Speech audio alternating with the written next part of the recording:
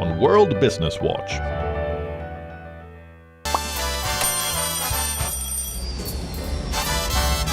Vielleicht nur als Impulsant.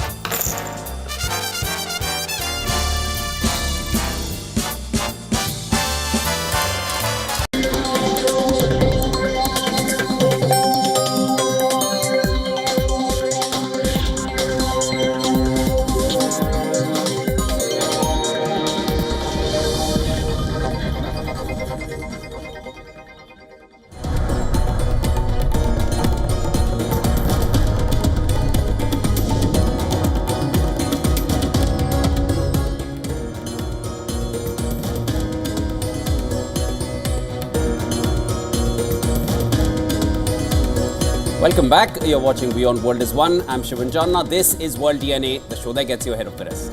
And I'm Hem Kaur Sora, and on the show today, the United States launched multiple airstrikes on rebel-controlled areas in Yemen.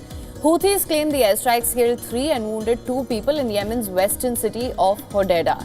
We'll bring you the latest on that on the show today. Also on World DNA, just days after Ukraine and Russia agreed to halt strikes on each other's energy facilities, now both countries have accused each other of violating that same deal and have lodged a complaint with the US. Donald Trump clearly has his hands full with attempting to resolve the Russia-Ukraine war. We'll bring you the latest on that front as well. Let's start with the headlines.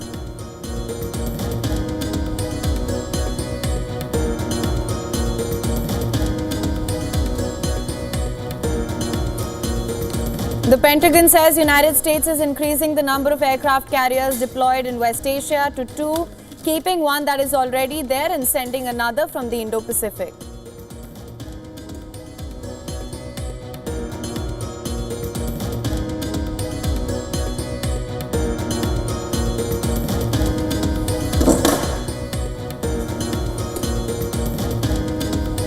Yemen's Houthis claim 3 people killed and 2 others wounded in US strikes on Hodeidah. Several areas under the control of Iran-backed rebels targeted. 3 strikes reported in the Hajjah area.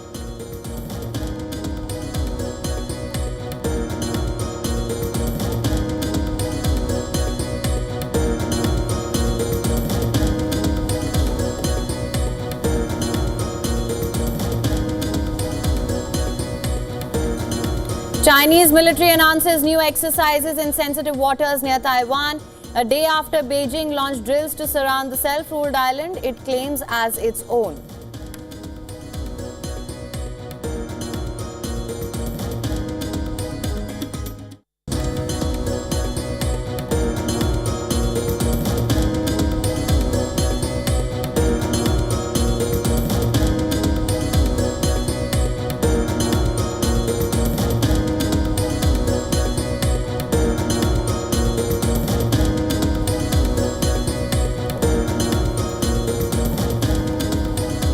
US approves the sale of $5.58 billion in F-16 fighter jets to the Philippines as Washington backs its ally in rising tensions over China. Sale includes 20 F-16 jets and related equipment.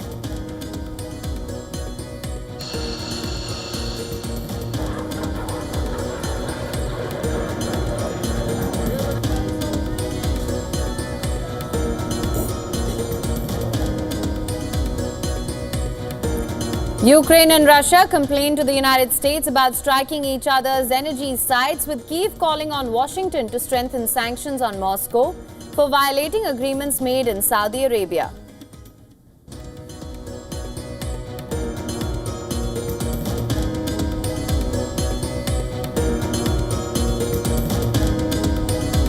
Democratic US lawmaker Cory Booker shatters record for longest speech in Senate history, staying on his feet for more than 25 hours to deliver a fiery protest against President Trump's actions.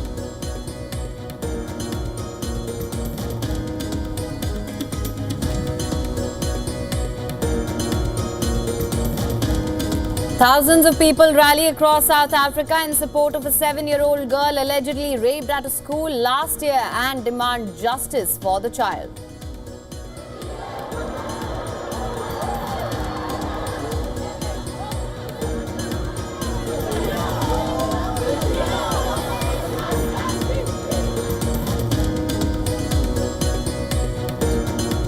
President Trump's new tariffs will take effect immediately after their announcement, with a focus on reciprocal trade barriers against countries with their own duties on US goods.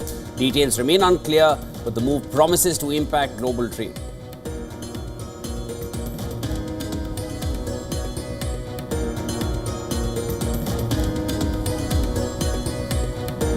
Real Madrid held off Real Sociedad in a thriller at Santiago Bernabeu. Los Blancos won the tie 5-4 on aggregate to reach the final of the Copa del Rey.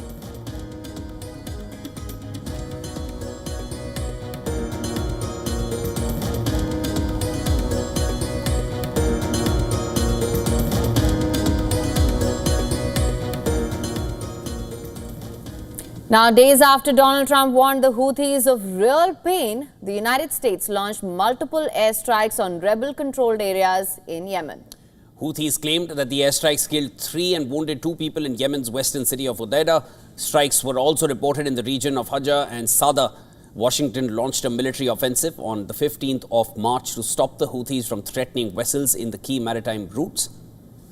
Now, the Houthis began targeting shipping in the Red Sea and the Gulf of Aden after the start of the Gaza war in 2023, claiming solidarity with Palestinians. This has crippled the vital route, which normally carries about 12% of world shipping traffic, forcing many companies into a costly detour around the tip of southern Africa. The Pentagon said the United States is also increasing the number of aircraft carriers deployed in West Asia now to 2. The Carl Vinson will join the Harry S. Truman in West Asia. Now, Pentagon shared this will promote regional stability, deter aggression, and protect the free flow of commerce in the region. The United States is also deploying additional squadrons and air assets in the region. On Tuesday, the United States imposed sanctions on 6 firms and 2 individuals in Iran, China, and the United Arab Emirates.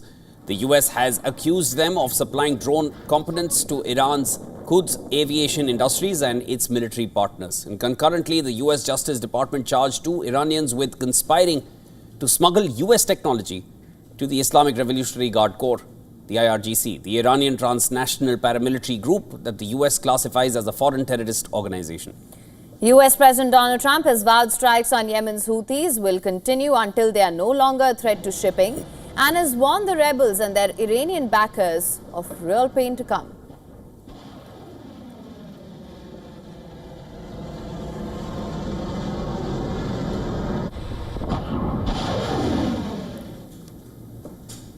Both Ukraine and Russia have accused each other of violating a deal to stop attacking each other's energy sites. Now, both countries have lodged a complaint with the United States. Ukrainian President Vladimir Zelensky has urged US President Donald Trump to strengthen sanctions on Russia for violating the deal. Russia, too, has passed on allegations of Ukrainian violations to US Secretary of State Marco Rubio. According to the White House, both Ukraine and Russia had agreed to develop measures for implementing an agreement to halt strikes on energy facilities. In an unprecedented move, Britain has declared Russia as a national security threat for the first time. And in a statement to the House of Commons, Britain's Security Minister Dan Jarvis said that Russia presented an acute threat to the UK due to several hostile acts in recent years. In a show of support for Ukraine, German Foreign Minister Annalena Baerbock met Ukrainian President Vladimir Zelensky in Kiev. Baerbock pledged German support and assured Ukraine that it could rely on Berlin. The duo addressed a joint press conference where Zelensky said that he would discuss deployment of foreign troops in multilateral talks on Friday.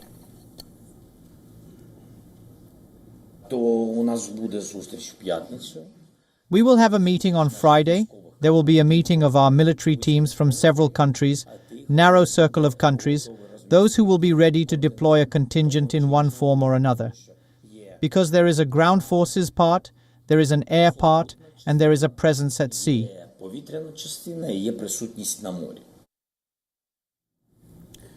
Over in Moscow, Russian President Vladimir Putin hosted Bosnian Serb leader Milorad Dodik.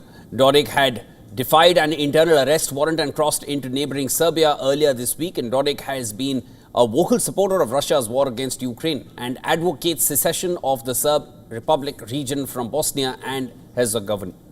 Herzegovina.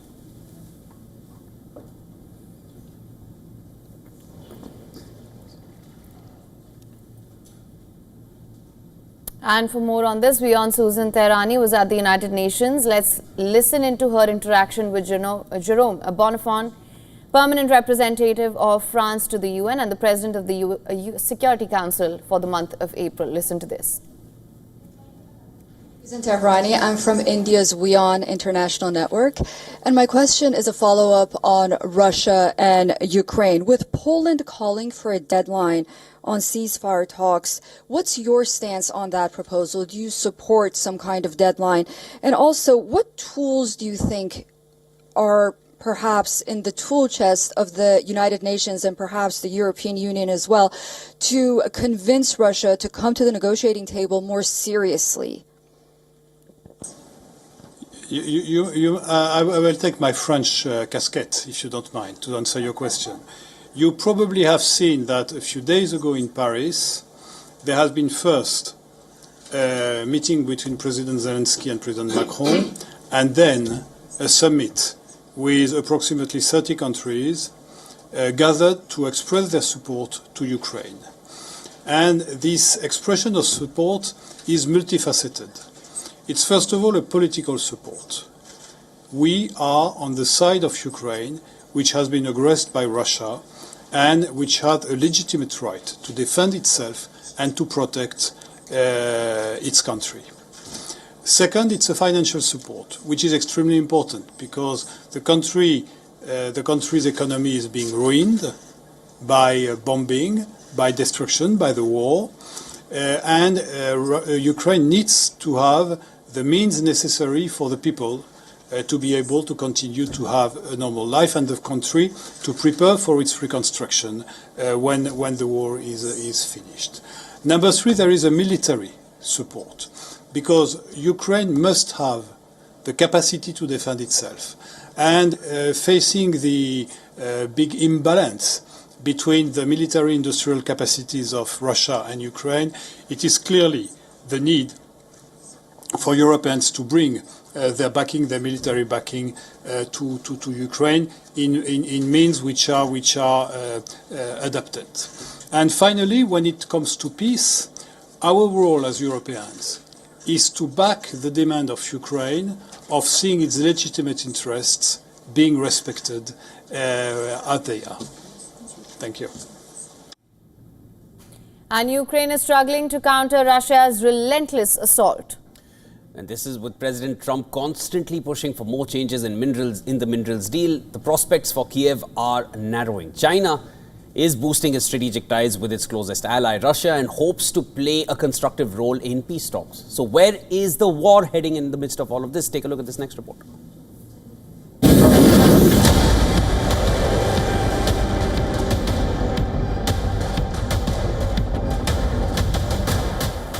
The future of the Ukraine war is changing swiftly. Russia is increasingly using ground drones to gain an edge in the battlefield. These are images of Russia's kamikaze ground drones crawling into a Ukrainian dugout and blowing up a camouflaged shelter in Donbas region. Russia claims Mol robotic systems destroyed several Ukrainian positions near the settlement of Yampol in Donetsk. These remotely piloted Mol drones have high maneuverability and a payload of up to 60 kg. The drone is powered by an electric motor, making it harder to detect, and its operations are usually supported by aerial UAVs. Russia is bombarding Ukrainian cities. Kyiv claims at least one killed and several injured after Moscow launched guided aerial bombs across Zaporizhzhia region. Amid the devastating strikes, Kyiv says it is holding fresh talks with Washington on an agreement that will give U.S. access to Ukrainian energy assets in return for more support. It is always important to strengthen the presence of American business in Ukraine, so this process is ongoing, and we will work with our American colleagues to reach a mutually acceptable text for signing. The statement comes 2 days after President Donald Trump warned Zelensky against backing out of the minerals deal. The new draft agreement has put Zelensky in a tight spot. U.S. wants exclusive access to Ukraine's energy assets. This is far more aggressive than the previous one. President Trump doesn't want to leave anything out. He wants to leave no option for Zelensky but to surrender to his terms. China, on the other hand, wants to play a constructive role in ending the war. Foreign Minister Wang Yi is in Moscow to deepen its strategic ties with Russia. Today, China is willing to join hands with Russia to shoulder the special responsibilities of permanent members of the United Nations Security Council, eliminating interruptions, sticking to the right path, and promoting the world towards multilateralism and democratization of international relations. We will together make new contributions to the cause of peace and development of mankind. China presents itself as a neutral party in the war. It says it is not sending lethal assistance to either side, unlike the US and other Western nations. But it is a close political and economic ally of Russia, and NATO members have branded Beijing a decisive enabler of the war, which it has never condemned.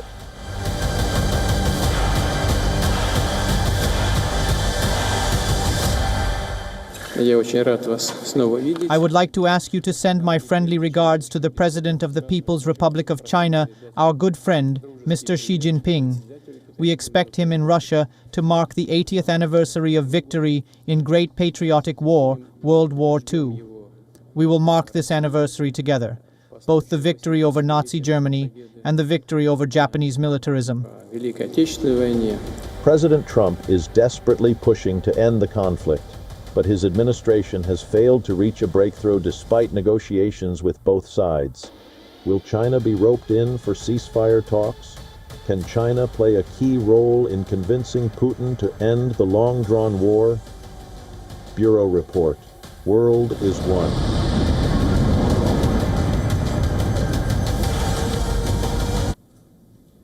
All right, and US President Donald Trump is poised to unveil sweeping new Liberation Day tariffs today.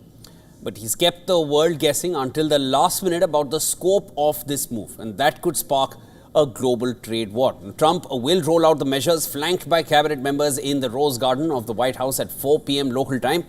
While Trump insisted he has decided on the reciprocal tariffs hitting countries that have targeted the US, the White House admitted that he was still ironing out the details with less than 24 hours to go. White House Press Secretary Caroline Leavitt said that Trump's tariffs will take effect immediately after he unveils them. And he is going to announce that decision tomorrow. I don't want to get ahead of the president. This is obviously a very big day. He's with his trade and tariff team right now, perfecting it to make sure this is a perfect deal for the American people and the American worker. And you will all find out in about 24 hours from now. Donald Trump has been insisting in the face of economic experts that tariffs are a cure-all to tackle America's trade imbalances with friends and foes alike. While critics say that not only will US consumers bear the brunt as importers pass on the cost, but that they could increase the risk of a damaging recession at home and abroad. Democratic senators accuse Trump of advocating policies that are designed to offset the cost of extending his 2017 tax cuts. They said that the cost to the average family could be close to $5,000 to $6,500 US this year. President Trump says, quote, "I couldn't care less if prices go up to American families." America, you hear that? Donald Trump says he couldn't care less if you pay more. And it's not just a little. The estimates go as high as $6,500 more for the average American family. Take my words about how much these tariffs are going to cost.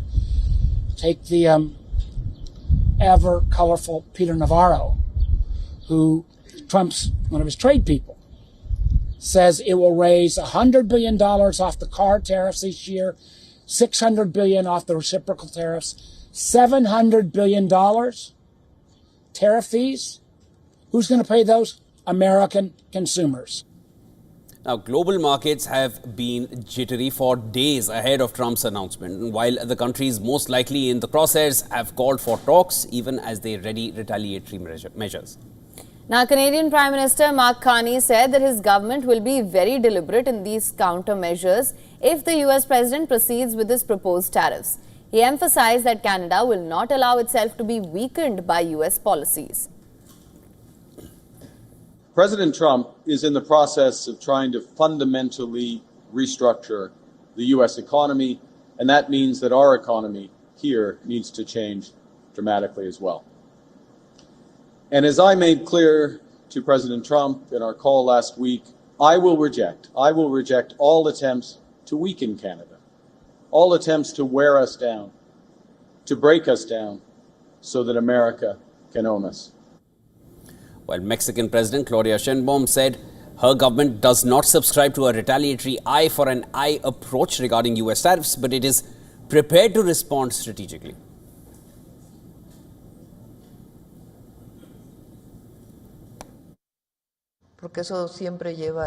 We do not believe in an eye for an eye, a tooth for a tooth, because that always leads to a bad situation. Of course, measures are taken because measures are taken on the other side, but the dialogue must continue. It's not about tit for tat, but about what is best for Mexico and how to face this situation. And for more on this, the correspondent Susan Tehrani has sent us this report from New York. Listen to this. President Trump's new tariff policy, dubbed Liberation Day, is set to take effect immediately following his Rose Garden address on Wednesday. According to White House Press Secretary Caroline Leavitt, the move is meant to assert U.S. trade dominance, but key details like whether the tariffs would be universal or targeted remain unclear. The tariff rate could be as high as 20%, sparking serious concern among investors, economists, and CEOs. Moody's Analytics warns this could be a worst-case scenario if global retaliation follows. Trump's trade team remains divided behind the scenes. This is according to reports, but we're seeing publicly that they're backing the strategy. The markets are already reacting nervously, and businesses fear price hikes and supply chain shocks might be just around the corner. Susan Tehrani reporting from New York for WION World is One. Well, it goes without saying, smoking is injurious to health, and the Belgium government is taking measures now to assert that. Now, Belgium has implemented a new regulation that prevents cigarettes or any tobacco products to be put on display in shops. Supermarkets and other shops bigger than 400 square meters are also now forbidden to sell cigarettes. And these measures, which began on the 1st of January with the ban of disposable e-cigarettes in the country, are part of a health plan to get rid of tobacco. The plan is supervised by Belgian Health Minister Frank Vandenbros.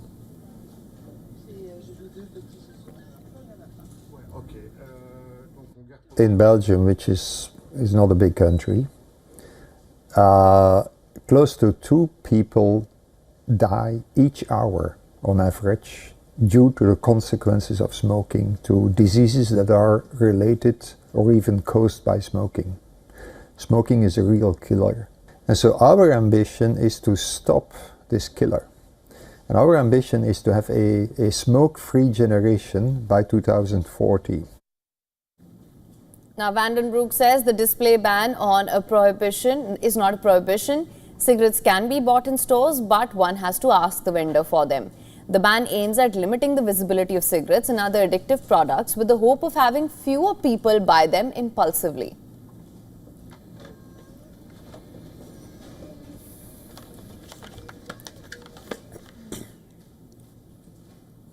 And of course, breakfast is the most important meal of the day. This concept is now backed by scientific evidence as well. Well, current dietary advice for weight management is broadly based on the assumption that a calorie is a calorie, no matter when those calories are consumed across the day.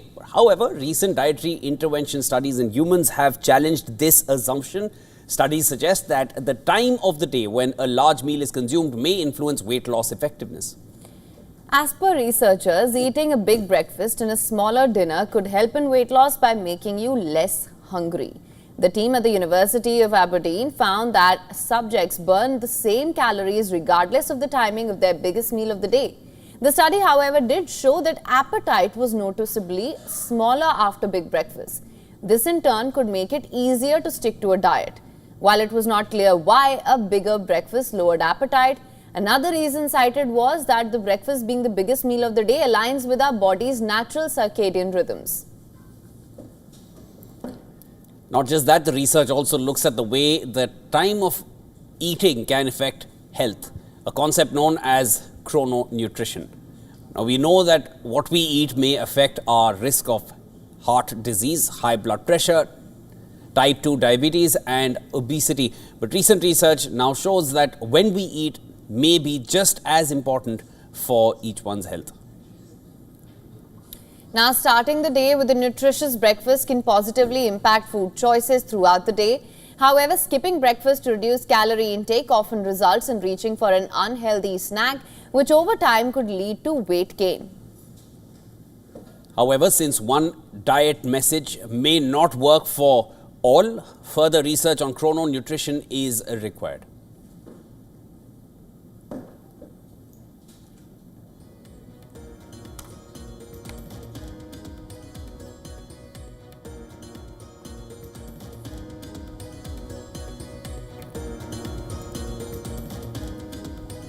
All right, with that, it's time now for a short break. Don't go anywhere. This is World DNA. Lots more on the other side of the break. The stage is set for a debate among lawmakers in the Indian Parliament as the government prepares to introduce the Waqf Amendment Bill in the lower house on Wednesday. We'll bring you a full report on that.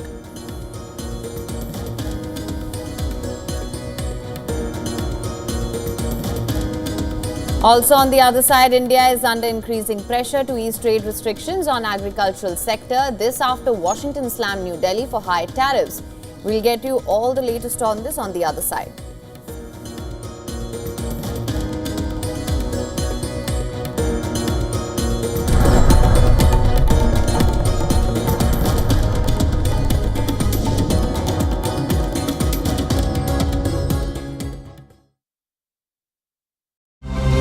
To bring the benefits of the Subhash Chandra Show to your educational institution, teachers and students, send an invitation to Juhi Jha at juhi@such.org.in.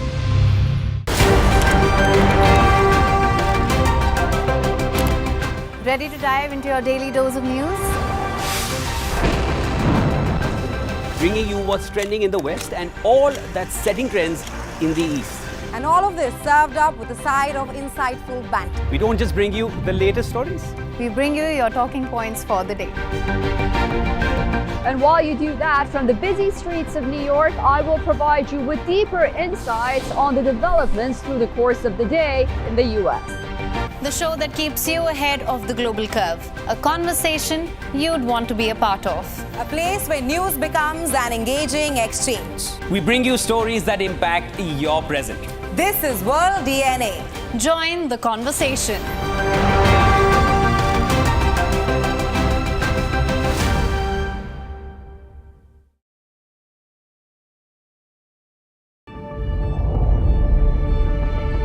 The Earth is sending distress signals. Wildfires, droughts, and melting glaciers. Can we reverse the damage? Explore the harrowing effects of climate change. It's a wake-up call. Global emergency. Climate Tracker on WION World is One.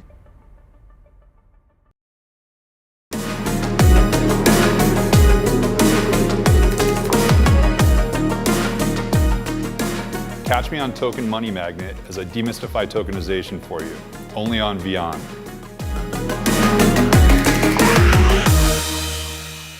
WION, India's global voice, the channel that brings you the biggest stories from across the world through India's lens. Now available in more than 190 countries worldwide. Because we believe that the world is one. Watch us in Africa, Europe, USA and Canada, South America, Asia Pacific, Middle East and North African regions. Also available on these digital platforms across the world. WION. World is One.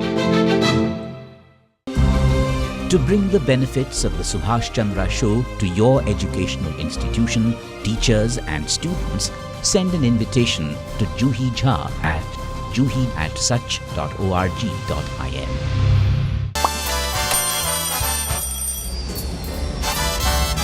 Vielleicht nur als Imposant.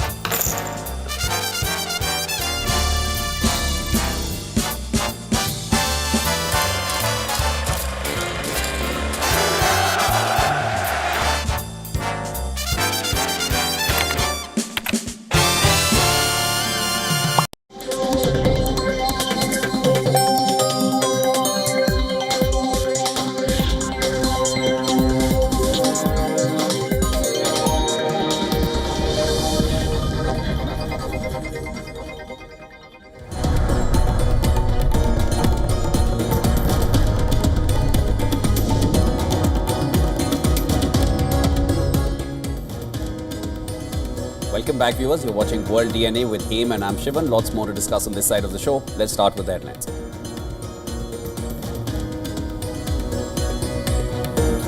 Massive fire breaks out in an industrial area in Gurugram near the Indian capital. Operation underway to douse the blaze. No casualties reported. Cause of fire yet to be ascertained.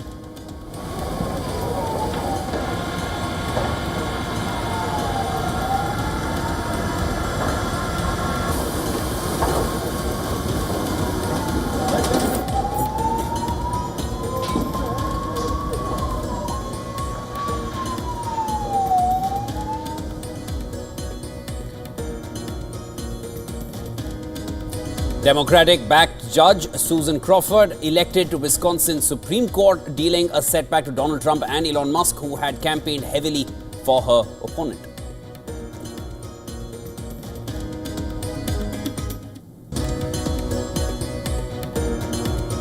Taiwan Defense Ministry says 76 Chinese aircraft, 15 naval vessels and 4 official ships detected near its territory as Beijing launches new military exercises in sensitive waters for a second consecutive day.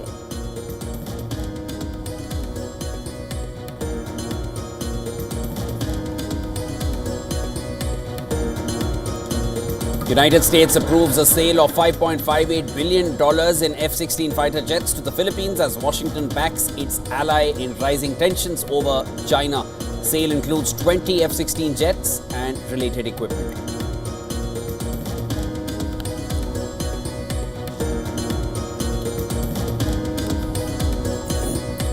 Pentagon says the United States is increasing the number of aircraft carriers deployed in West Asia to 2, keeping one that is already there and sending another from the Indo-Pacific.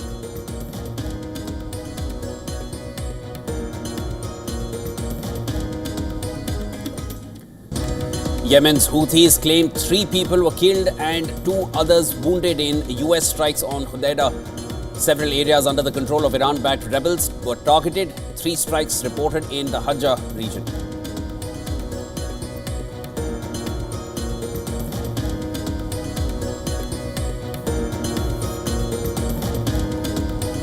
Ukraine and Russia complained to the United States about striking each other's energy sites, with Kyiv calling on Washington to strengthen sanctions on Moscow for violating agreements made in Saudi Arabia.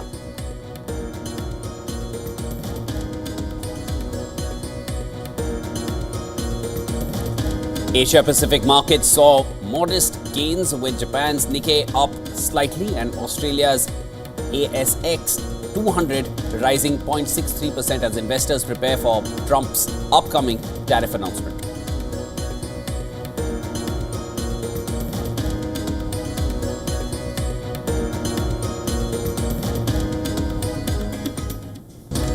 Real Madrid held off Real Sociedad in a thriller at Santiago Bernabeu. Los Blancos won the tie 5-4 on aggregate to reach the final of the Copa del Rey.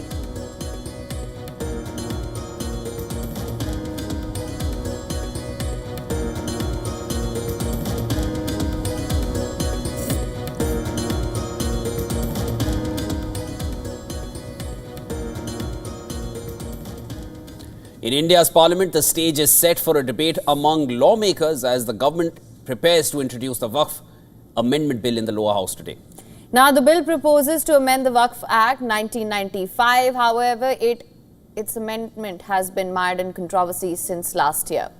Ahead of the parliamentary session, leaders from several opposition parties under the umbrella India bloc attended a meeting. The opposition unanimously decided to have a full discussion in the parliament and vote against the bill.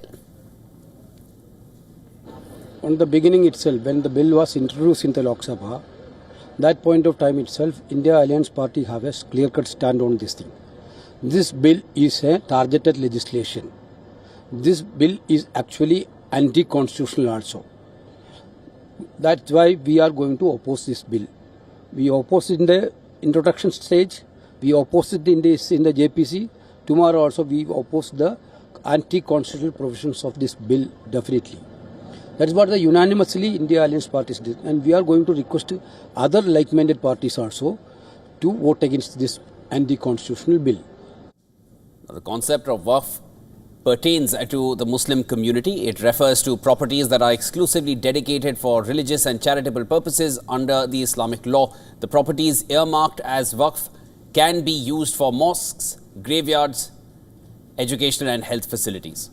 Now, for the past year, the BJP-led NDA government has pushed for sweeping reforms to the existing bill. The government maintains that amendments are necessary to regulate and improve management and efficiency of the properties under the Waqf board.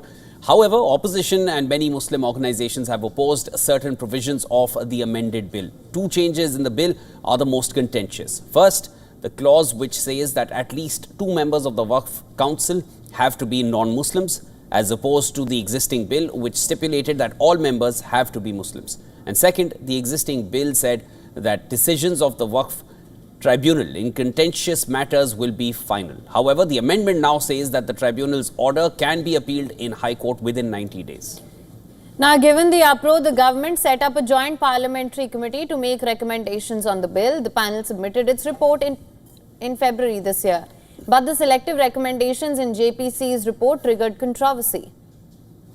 The Joint Parliamentary Committee held nearly 3 dozen hearings over the past 6 months. However, many of those ended in chaos. Eventually, 66 changes were proposed, but the panel rejected all 44 suggestions from the opposition, and the committee accepted all 23 changes from BJP and allied parties. 14 of those suggestions were cleared after a vote. Now, the government maintains that these amendments are necessary to root out corruption in the management of these properties and address the demands for reform from the Muslim community. However, several Muslim groups and opposition parties have accused the government of undermining the rights of minorities.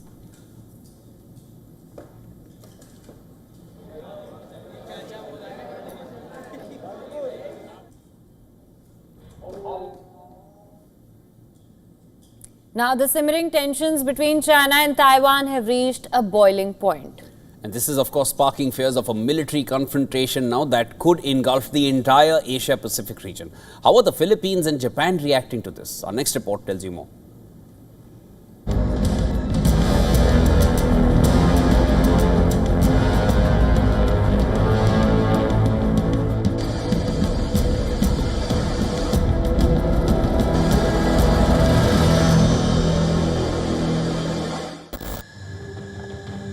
There has been a dramatic escalation in the Asia-Pacific in the past 36 hours. China has launched large-scale drills in the waters and airspace surrounding Taiwan, sending a resounding message of its unyielding resolve. Now, the question isn't if China will act, but how and when. China has sent its army, air and rocket forces to surround Taiwan for large-scale drills Beijing said were aimed at practicing for a blockade of the self-ruled island. Taiwan's defense ministry said China has deployed 71 aircraft and 19 warships, including the Shandong aircraft carrier group, around the island. This is the most recorded since May last year, when 27 Navy vessels were reported. Taiwan has responded, dispatching its own aircraft and ships and deploying land-based missile systems in response to the exercises. Taiwan has also accused Beijing of being the world's biggest troublemaker.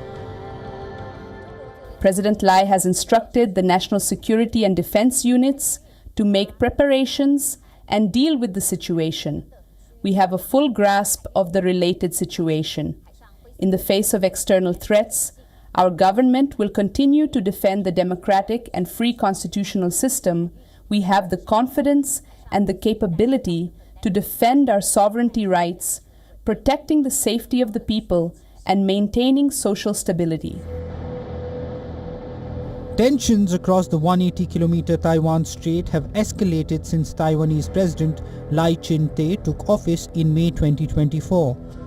Chinese leaders loathe Lai, who has been more outspoken than his predecessor, Tsai Ing-wen, in defending Taiwan's sovereignty.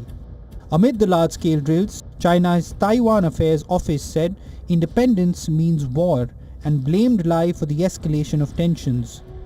China's PLA also released a series of videos to publicize their military exercise, including one in which they depicted Lai as a green parasite, poisoning the island by hatching smaller parasites. Tensions are escalating, but the Taiwanese say they are unfazed by Chinese drills. I'm used to it because drills have been going on for a few years. We have been seeing news about China circulating Taiwan for many years, and their military activity. So it is no longer a surprise. Let's see. They have been doing that for a while. What can we do? But the Chinese threat is not restricted to Taiwan. Now the Philippines says it would be inevitably involved if the neighboring country is invaded.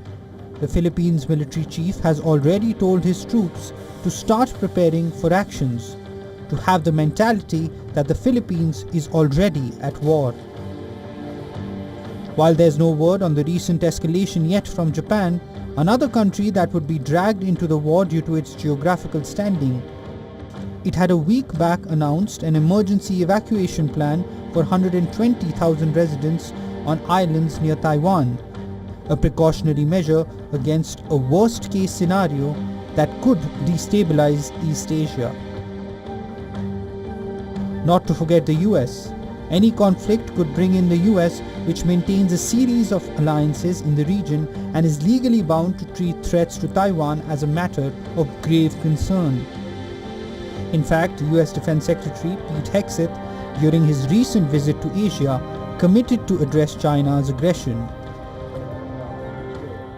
America is committed to sustaining robust, ready, and credible deterrence in the Indo-Pacific, including across the Taiwan Strait.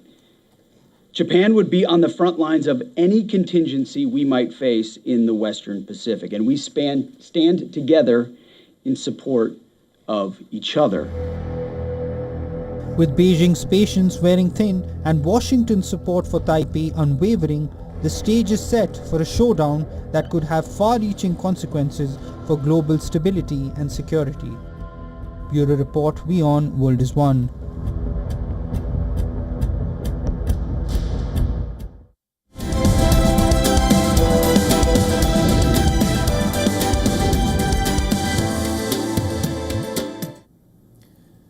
India is under increasing pressure to ease trade restrictions on its politically delicate agricultural sector after the Trump administration's slammed the country's high tariffs on American farm goods. Now, the US administration's warning came a day before Donald Trump's reciprocal tariffs on the so-called Liberation Day. White House Press Secretary Carolyn Leavitt said you have a 100% tariff from India on American agricultural products. The US president's new reciprocal tariffs are expected to target the European Union, Japan and Canada, as Trump's spokesperson used tariff rates from those countries as examples.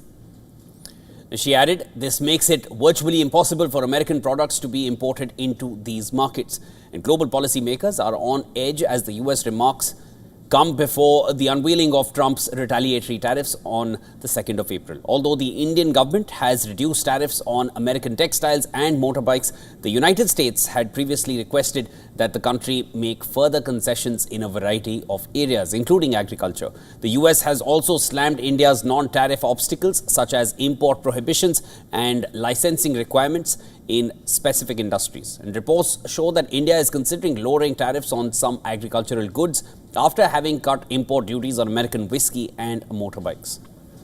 Now, Trump on Tuesday acknowledged India's attempts and latest reports on the country considering further tariff cuts as well.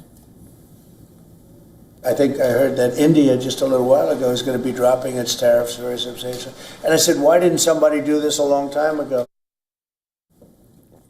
On the other hand, China wants to talk but is ready to hit the US with tit-for-tat trade tariffs if Trump announces import levies on the dragon country on Wednesday.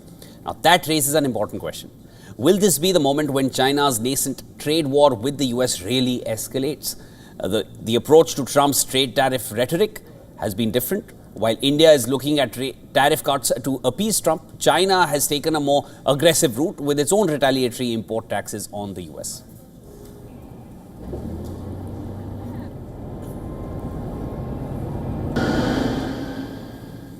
And a new study reveals that economic models previously have consistently failed to account for the impact of global warming on people's wealth.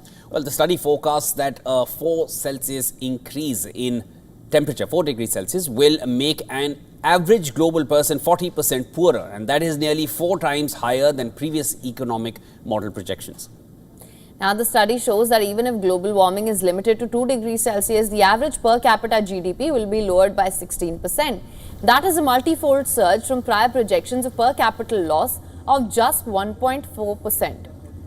There has been growing concern in recent years that models used to determine how much more money government should spend on reducing greenhouse gas emissions have overlooked important concerns associated with climate change. Now, that includes the likelihood of extreme weather conditions. To account for the effects of severe weather on global supply networks, the new research updated a widely used economic model by factoring in predictions of future climate change. Some economists have argued that global warming could have positive effects on colder places like Northern Europe, Russia and Canada. However, according to the latest research, all nations will feel the effects of global warming due to the interconnected nature of trade. According to experts, earlier economic models failed to account for the effects of global warming. They now anticipate cascading supply chain disruptions. Now, Mark Lawrence, who researches climate risk as a professor at the University of Adelaide, warned, "If anything, I believe the economic impacts of climate change could be even worse." He added the potential economic benefits of urgent climate policy action have also been significantly understated.